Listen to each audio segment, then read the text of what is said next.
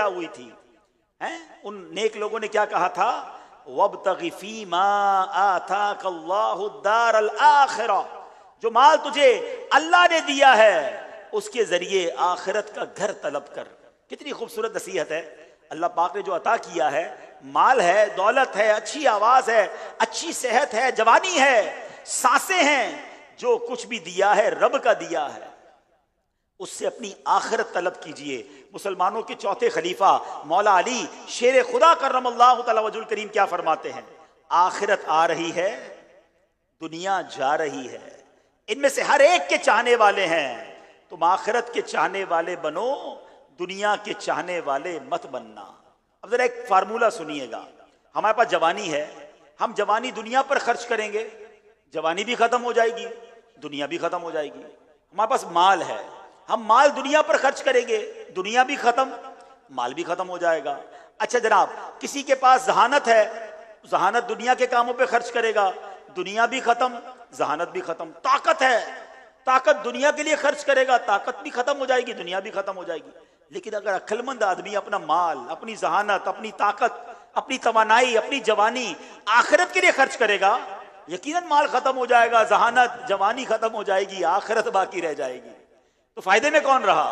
कि जिसने दुनिया में रहकर अपनी आखिरत को बेहतर करने के काम किए। एक बहुत खूबसूरत वाकया है और बड़ा ईमान अफरोज सबक आमोज वाकया है। बड़े अजीम हस्ती हैं हजरत उमर बिन अब्दुल अजीज रहमतुल्लाहि तआला अलैह।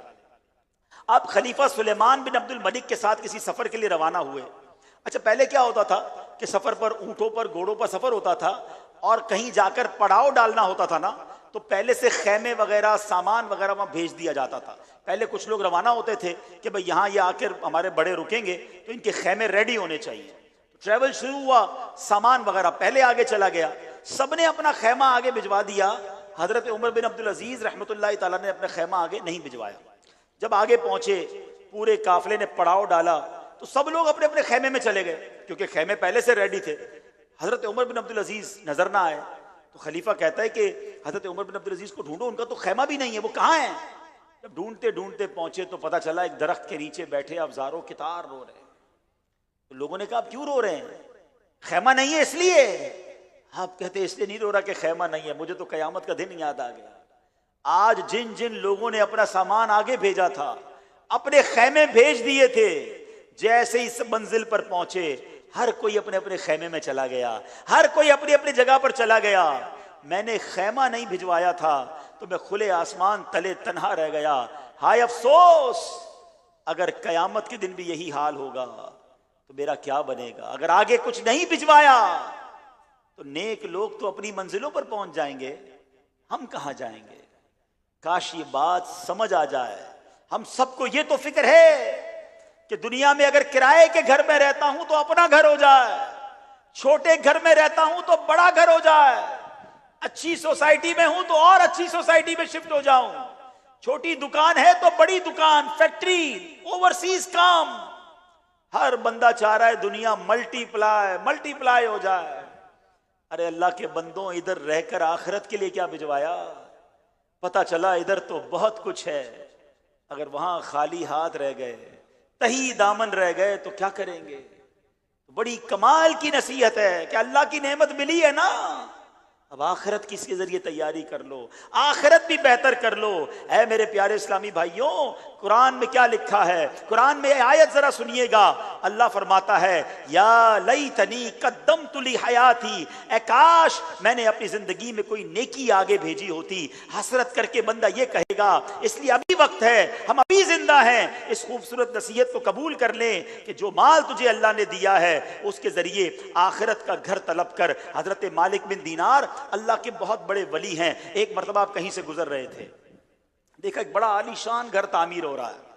खूबसूरत नौजवान मिस्त्रियों के साथ, मजदूरों के साथ लगकर अपना घर बड़ा वेल डेकोरेटेड बनाने की कोशिश कर रहा है।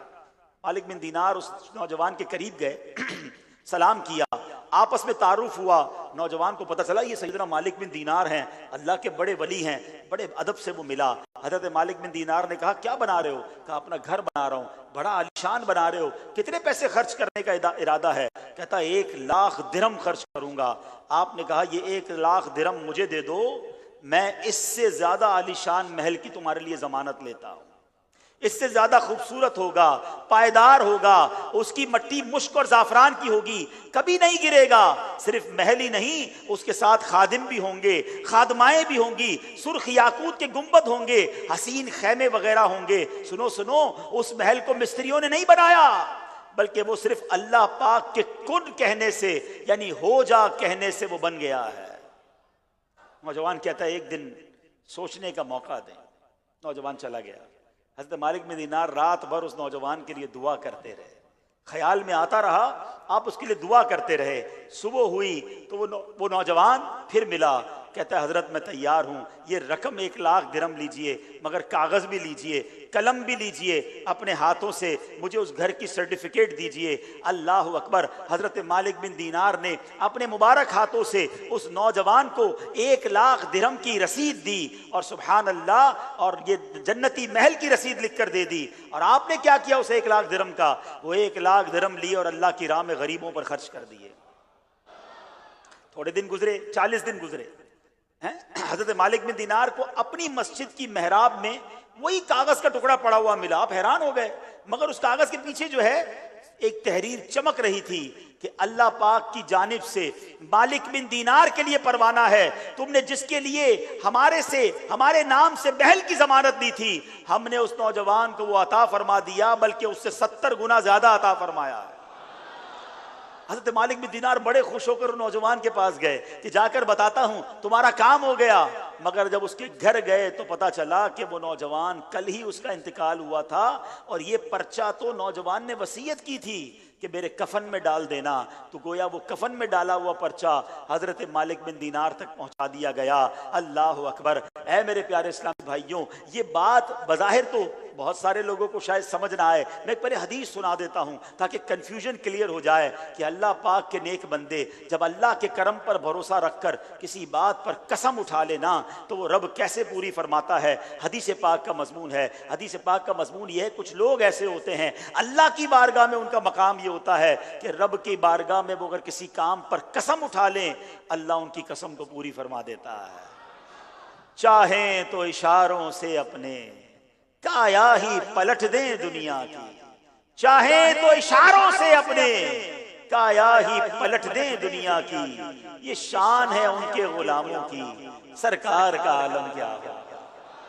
तो हमें दुनिया में अगर अल्लाह ने माल दिया है, उसको खर्च करके जो भी नेमतें रब ने दी हैं उसको आखिरत के जखीरा बनाने में सर्फ करना चाहिए। सुभान अल्लाह। ऐ मेरे प्यारे इस्लामी भाइयों, एक्चुअली जो बच जाता है ना वही बच जाता है, ये बात समझनी है।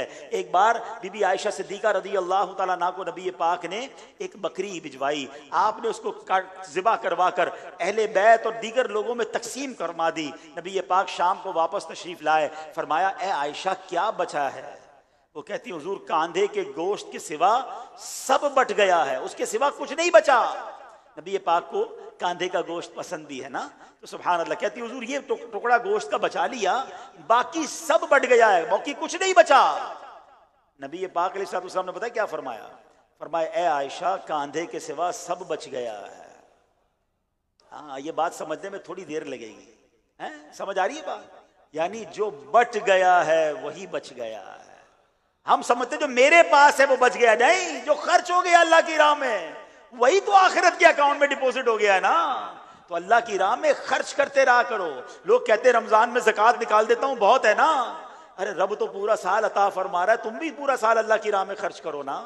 जब नेकी का मौका है खर्च करो, थोड़ा थोड़ा देते रहा करो, ये कहीं और नहीं जा रहा, ये हमारे अपने ही अकाउंट में जा रहा है। उस दिन मिलेगा जिस दिन एक एक नेकी की जरूरत होगी। वह मेरे प्यारे इस्लामी भाइयों, थोड़ा थोड़ा करके अपनी हैसियत के मुताबिक अल्लाह की राह में खर्च करते रहा करें, गरीबों को दिया करें। सुभान अल्लाह, इसके बेशुमार फजाइल और बरकत हैं। अब आगे चलते हैं।